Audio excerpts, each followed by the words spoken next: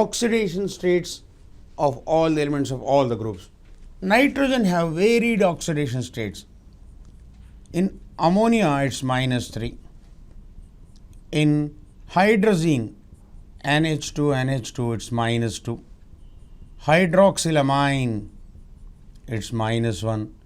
Hydroazoic acid HN3, look at that, it's not NH3, it is HN3, nitrogen is -1/3. N2O nitrous oxide is +1. NO +2.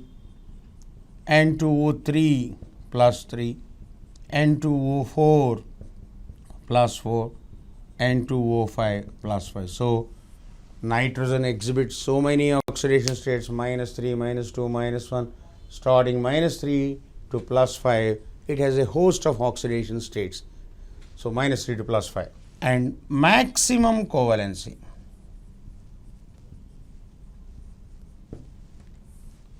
What is the maximum covalency? Oh, you should know the maximum covalency of all elements, and you must have seen that learned that in chemical bonding, maximum covalency of all elements. I give a list now and you just use wherever it is required. Beryllium, boron, aluminium, gallium, indium. Carbon, silicon, germanium, stannum. Nitrogen, phosphorus, arsenic, antimony. Oxygen, sulfur, selenium, tellurium. Fluorine, chlorine, bromine, iodine. Xenon. These are the elements mainly forming covalent bonds. Don't remind me of dichromates and permanganates where there are some covalent bonds, but these are among the non-metals, among the p block elements which form covalent bonds. You know, all others barring beryllium, magnesium, they are all metals, they mostly form ionic bonds. Now, from beryllium to nitrogen, the maximum covalency is 4. From aluminium to tellurium, the maximum covalency is 6. Oxygen, the maximum covalency is 3. Chlorine, bromine, iodine,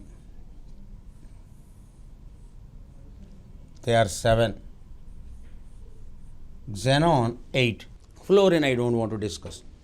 Fluorine. Now, let me give you examples. Beryllium usually forms BeCl2, where the covalency of beryllium is 2. But BeF4 2-, a compound in which beryllium is accepting 2 pairs of electrons from 4 fluorines, beryllium is accepting BeO4. So maximum covalence of beryllium is 4, 2 and 4, beryllium. Boron trifluoride, BF4-. BF4-, boron is forming 4 bonds, maximum covalency.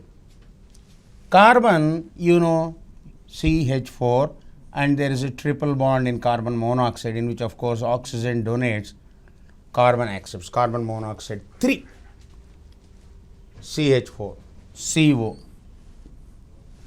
Nitrogen NH3, NH4 plus. Therefore, in ammonium ion, nitrogen is forming 4 bonds, including one coordinate covalent bond where nitrogen donates a pair of electrons to proton, H plus. Oxygen, I said 3. Oxygen. H2O, usual valency, H3O plus, maximum 3. How is it formed, H3O plus? Oxygen donates a pair of electrons, right? So, whatever example I supply for aluminium, silicon, phosphorus, sulfur, the same for the rest. You know, the second period and third period elements, these are second period, 2s2, 2s2p, 2s2p, second period. So, second period elements cannot form more than 4 bonds, their covalency could not cross 4 because they don't have orbitals. They don't even have a 2s, 2p, they hardly have 4 orbitals. And what is required for bond formation? What is required for bond formation? Orbital. That's all. Space.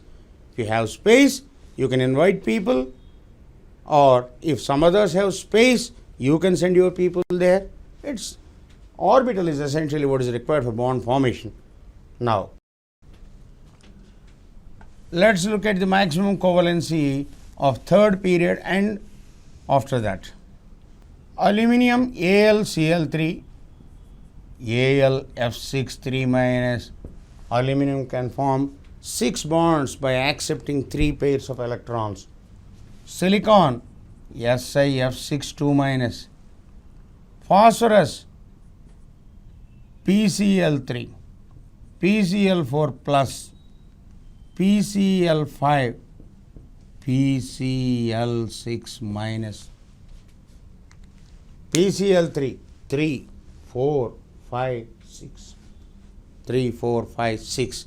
So the maximum covalency of phosphorus, as the list suggests, you 6. Sulfur H2S, in which sulfur just forms 2 bonds. SF4, SF6, maximum once again is 6. So aluminium, silicon, phosphorus, sulfur, the rest same as aluminiums, same as aluminum, same as silicon, same as phosphorus, same as sulfur. Not the same as boron, same as carbon. They are not the leaders. Second period elements, they are not the leaders in their respective groups. They don't lead their groups. Then chlorine ClO4 minus, maximum. So HCl, the covalency is 1. ClO2 minus, ClO2 minus, covalency is 3. Chlorine is 1 bond, 3 bonds. ClO3 minus, double bond O, ClO3 minus, and of course ClO4 minus, 1, 3, 5, ClO4 minus.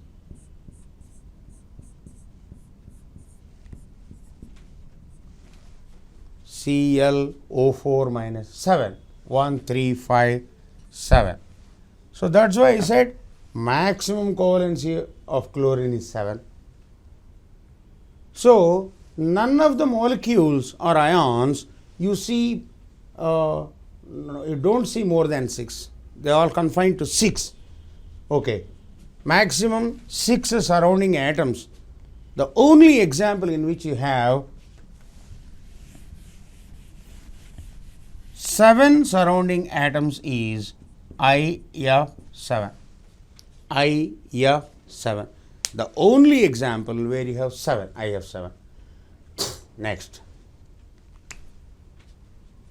Xenon XeF2, XeF4, XeF6 and XeO4. I didn't write XeF8. Though xenon forms 8 bonds, it doesn't form 8 bonds with 8 different atoms. No doubt 8 bonds, but with 4 oxygens, XeO4. So the maximum covalency in a compound you ever see is 8. So here this is 7, 8. Fluorine, I don't want to discuss that. That's not very significant. So you know the oxidation states, covalencies. I just once again want to review whatever we learnt about a particular element. P, phosphorus. These are in fact the columns you have to make, the symbols, the names. You have to make, I think by now we must have got 11 columns, we will count. Phosphorus, P, atomic number 15. Phosphorus is a solid. Then solid. Metallic, non-metallic nature, it's a non-metal.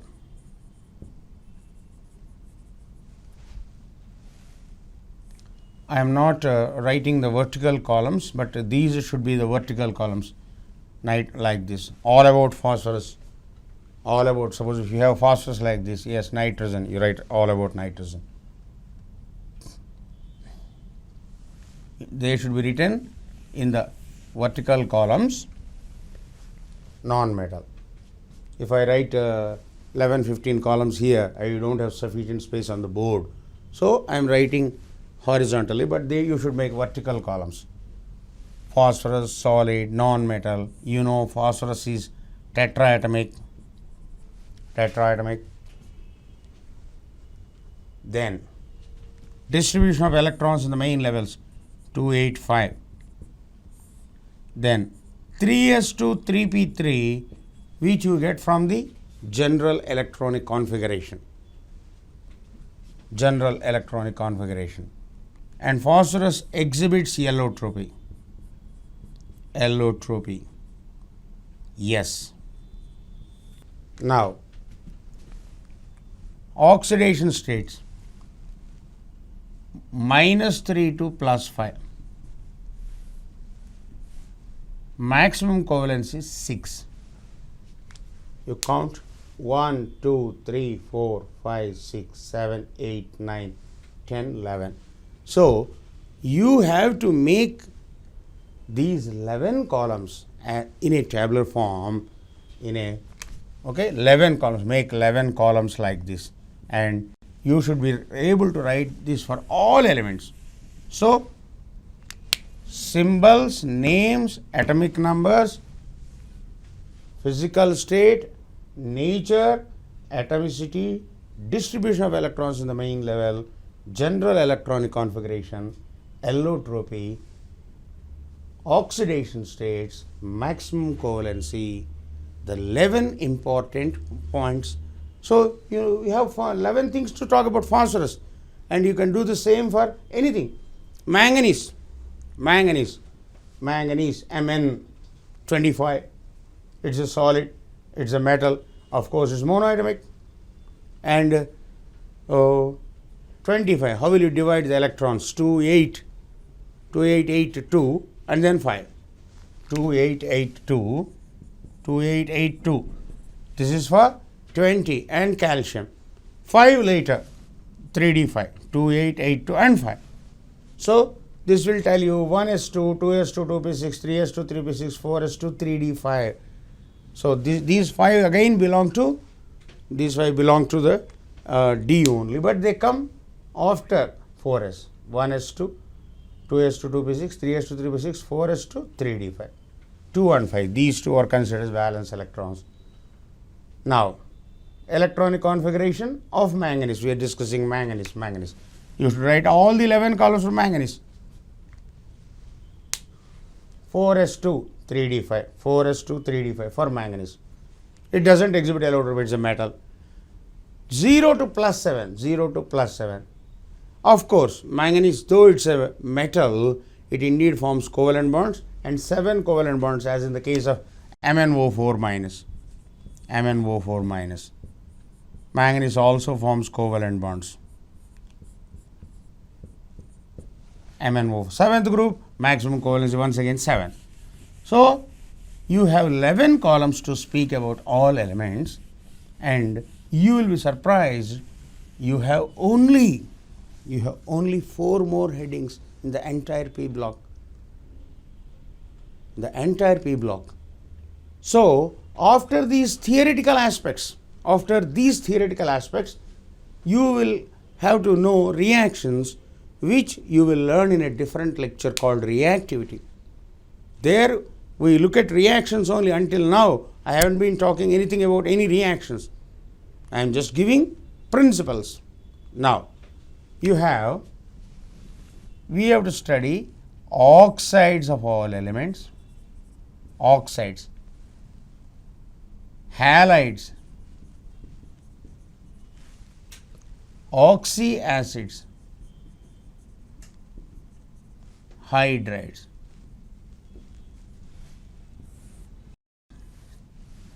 That's all. Just so it's not correct to study oxides of fifth group, halides of fifth group, oxyacids of, you should study everyone. So there's four headings. With these four headings and their reactions, obviously you will enter that lecture called reactivity. So with that, P block is over. Theoretical aspects and react. So let's discuss nitrogen, phosphorus, arsenic, antimony, bismuth. Nitrogen, as I have already told you, forms many oxides. Many. Phosphorus, trioxides and pentoxides. Trioxides and pentoxides. Arsenic, same. Antimony, same. Bismuth, tripenta, but tri is preferred. Trioxides are more stable, more common. More stable means more common. Why are they more common? Because bismuth prefers trioxides to pentoxides. Why? That is called inert pair effect. Inert pair effect. But trioxides are more stable. What is the meaning of stable? More stable means more commonly occur. They occur commonly. You see a trioxide. Pentoxide is very difficult to find a pentoxide of bismuth. This is for bismuth. And this is due to inert pair effect. Inert pair effect. You will see throughout all these things, you see inert pair effect. In maximum covalency also, bismuth prefers to form 3 bonds. 5 is rare.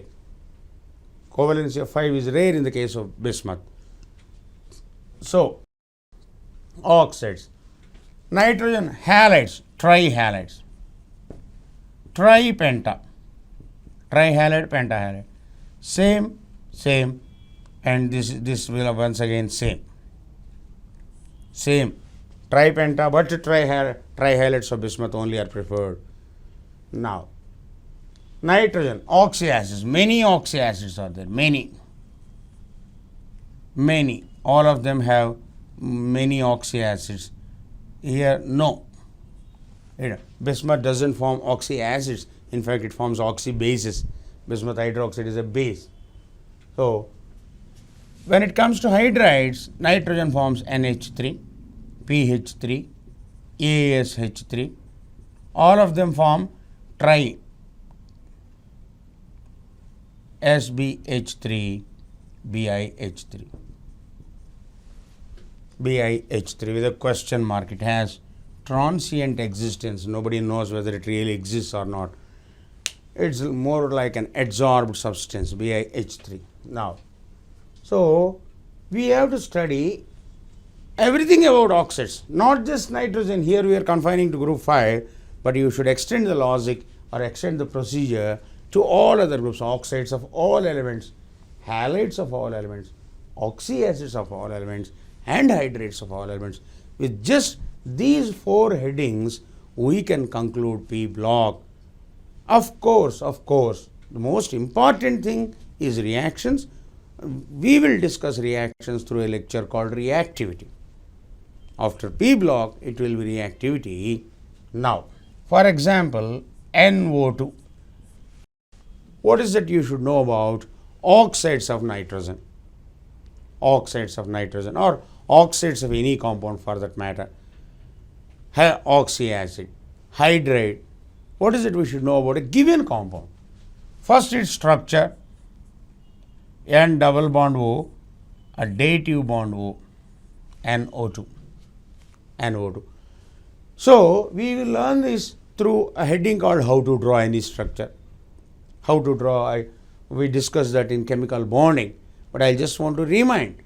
And I want to remind you that P block is an extension of chemical bond only. Most of the things we learn in periodic table and chemical bond, we will have to recollect them once again here. Because P block doesn't come from any other planet. It is indeed a part of the periodic table. Be aware of that. It doesn't come from a different planet. P block is a part of what? Part of so-called periodic table only. So what you see are periodic properties only. What we learn is a repetition of periodic table and chemical bonding. How to draw any structure, NO2. So all those things relating to this P block as well. So we have to know the structure, and you should know the oxidation state is +4. How to find oxidation state? A simple procedure for oxidation states, a simple procedure for structures, and structure, oxidation state, shape, hybridization, the number of d pi p pi bonds if any, d pi p pi bonds if any. With NO2, of course NO2 it exists as a dimer, N2O4. Why does it dimerize? Why does it dimerize? It is an acidic oxide. How can I know that this is acidic? So here we have to know structure of all compounds. Structure of all compounds, NO2, SO2, CO2, for that matter, any XeO3 also, oxides of xenon, halides. So structure of halides, hydrates, oxyacids, everything under the heading structure. All about oxidation states. Shape, how to find shape, how to find hybridization, how to find d pi p pi bonds. Okay, dimerize. How do you know it dimerizes? It is colored. Why is it colored? It has a single unpaired electron. It has a single unpaired electron which excites easily, therefore it is colored. So we have to study the reason for color. Again, study the reason for color. Now, dimerize, acidic, paramagnetic. So these are the subheadings we have to look under oxides. No, it's not just oxides. Structure of all, structure of oxyacids, hydrates, halides, everything will come. Oxidation of everybody, all compounds, shapes of all compounds. So we have taken 4 headings: oxides, oxyacids, halides, and hydrates. But we will be looking at oxidation state of all, structure of all those 4. And all those 4 along across P block, the entire P block, oxides of all elements. We even discuss ferric oxide, cupric oxide also if necessary, gallium oxide also. Okay, oxides of all elements, whether they are acidic or not. How do you know they are paramagnetic or not? Hybridization of all compounds. So if we take up these subheadings, say some 5-10 subheadings, we can say, and there is only one thing particular to oxides. We are interested to find out whether it is diamagnetic or paramagnetic. Only in oxides that is more interesting. Other compounds is not very much of a significance. The other compounds is not much significant, but definitely with oxides we should know whether they are paramagnetic or not. Regarding oxides, halides, for that matter any compound, what we need to know is their structure. So we of course we discussed that in chemical bonding. I'll just remind you how to draw any structure.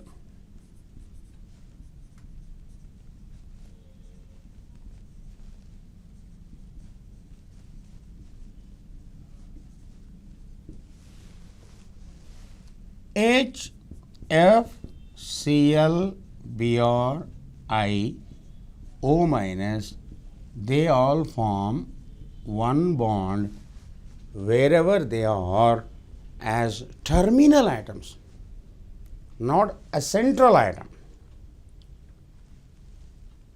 H, F, Cl, Br, I, O minus,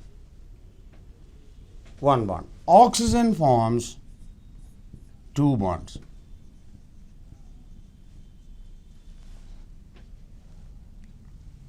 Any plus in a group, any positive species, accepts a pair of electrons. Accepts a pair of electrons. a lone pair of electrons. Any other minus other than O minus donates a pair of electrons. Donates.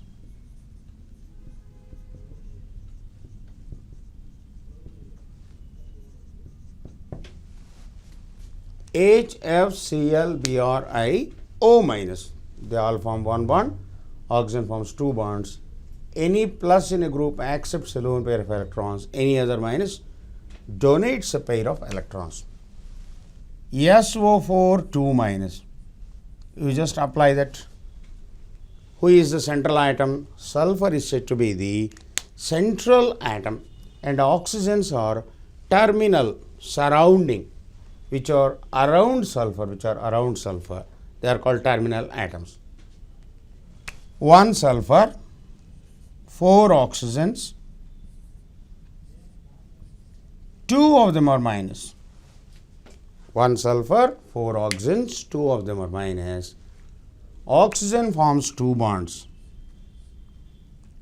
2, 1, 1. You can see oxygen forms two bonds. O minus forms one bond. SO4 2 minus. SO4 2 minus. ClO4 minus. How will you draw? 1 chlorine, 4 oxygens again.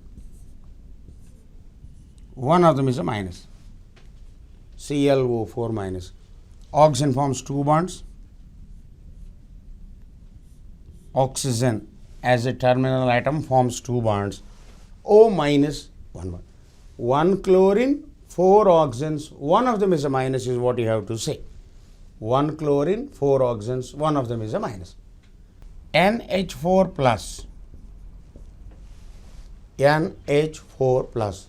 1 nitrogen, 4 hydrogens, one of them is a plus. What is the role of hydrogen in a group? Hydrogen forms one bond. H plus. What will H plus do?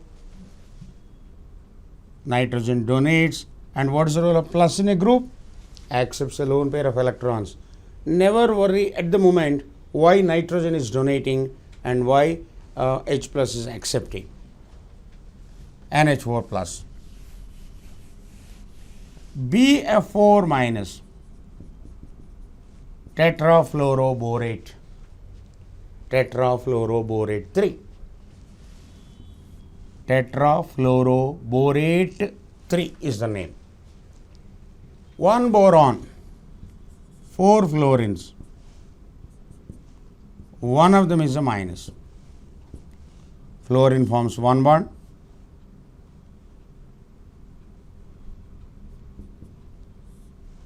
F minus donates. Tetrafluoroborate 3. What is the role of minus in a group? Donates a pair of electrons to the central atom. Donates. Now, with this first instruction, we can cover majority of the things. Now, second instruction. For nitrogen only, more than 3 bonds.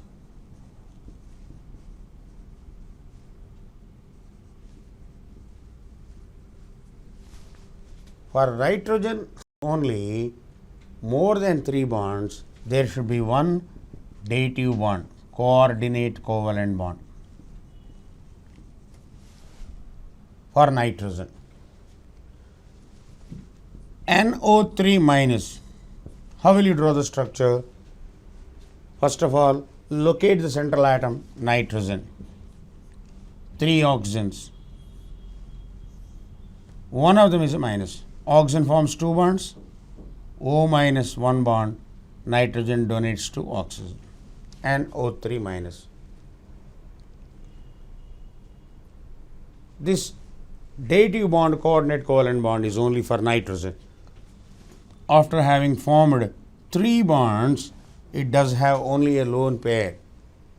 It has got only a lone pair, so nitrogen can only donate that lone pair. And 3.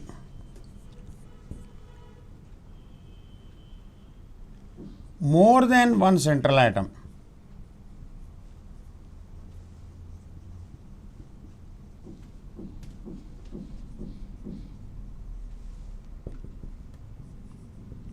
distribute equally.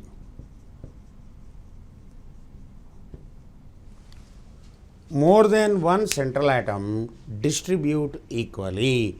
If you have more than one central atom, distribute whatever you have equally. Look at Cr2O7 2 minus. Cr2O7 2 minus. 2 chromiums, the 2 central atoms. You have 7 oxygens. What should we do with them? Distribute equally. 7 oxygens. 1, 2, 3, 4, 5, 6, 7.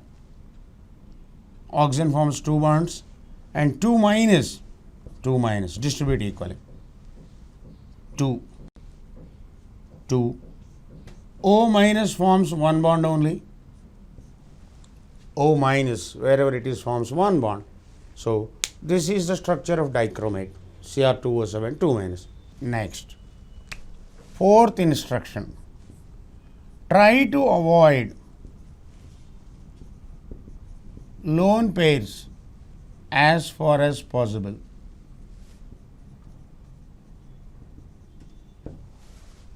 Try to avoid lone pairs.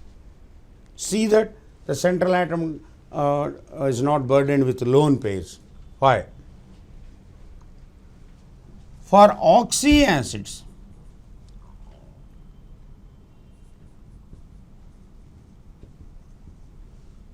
which begin with H, the formula begins with H, ends with O.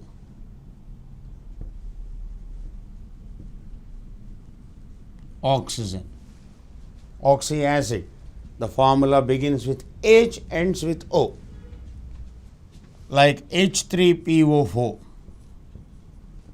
H and O, H2SO4, etc.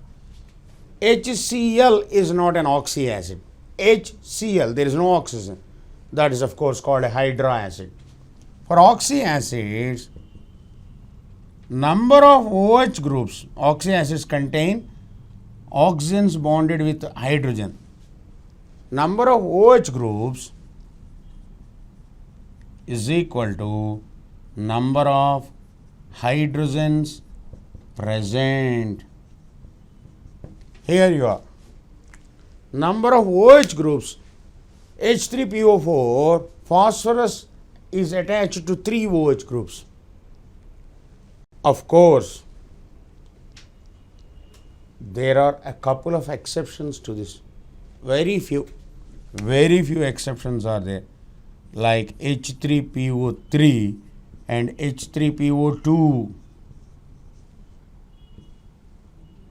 H3BO3. I only advise you learn them separately.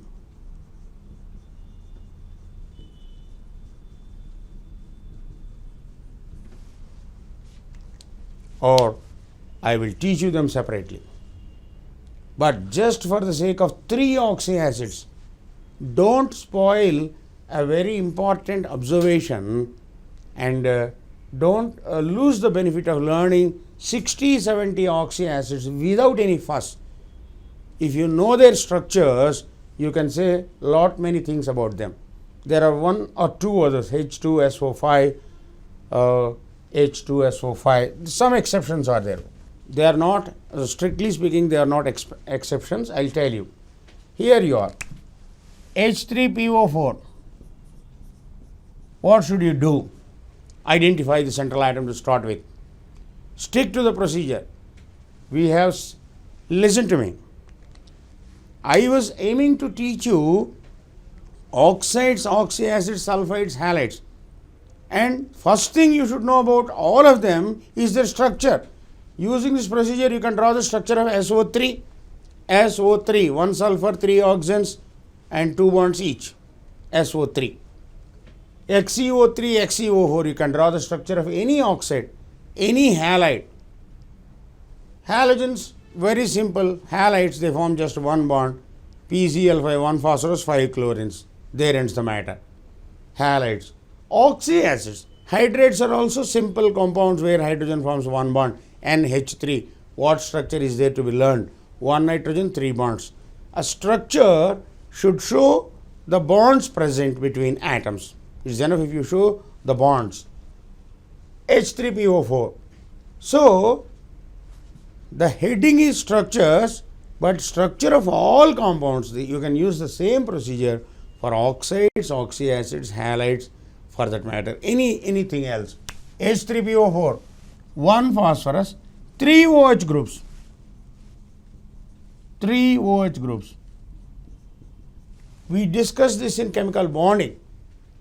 When you watch the lectures, the first chapter you have to watch is the periodic table as far as inorganic is concerned. As far as inorganic is concerned, periodic table followed by chemical bond, followed by P block, followed by reactivity. If you watch these 4 chapters in an order, majority of the chemical procedures, majority of the chemical methods, you will learn through them. Especially the reasons. Why does anybody behave the way he does? Right. Periodic table, chemical bond. So, we discussed these things in morning. But you have oxyacids only in groups. You have oxides of nitrogen, phosphorus, sulfur, chlorine, bromine, so many. H3PO4. 1 phosphorus, 3 OH and 1 oxygen. H3PO4.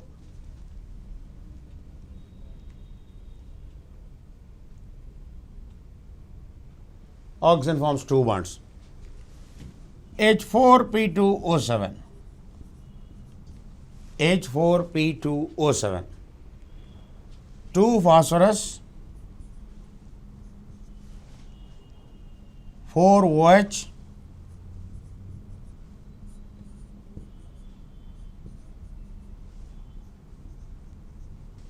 two phosphorus, 4 OH. How do you know 4 OH? 4 hydrogens, 4 OH. Distribute equally. 2 phosphorus, 4 OH and 3 oxygens. 1, 2, 3. H4P2O7. 2 phosphorus, 4 OH. Everything distribute equally. How do you know the number of OH groups? If you have 4 hydrogens, it is 4 OH. Take it for granted. And of course, there are 2-3 acids where things are not like that. Don't worry about them. If you start worrying about those 2-3, we have many oxyacids here and you will miss so many questions like the number of pp bonds in H4P2O7 is, the number of sigma bonds, the number of pi bonds. So many questions on, of course, the name. What else you need to learn in oxyacid? Nothing but the name. Pyrophosphoric acid. Pyrophosphoric acid.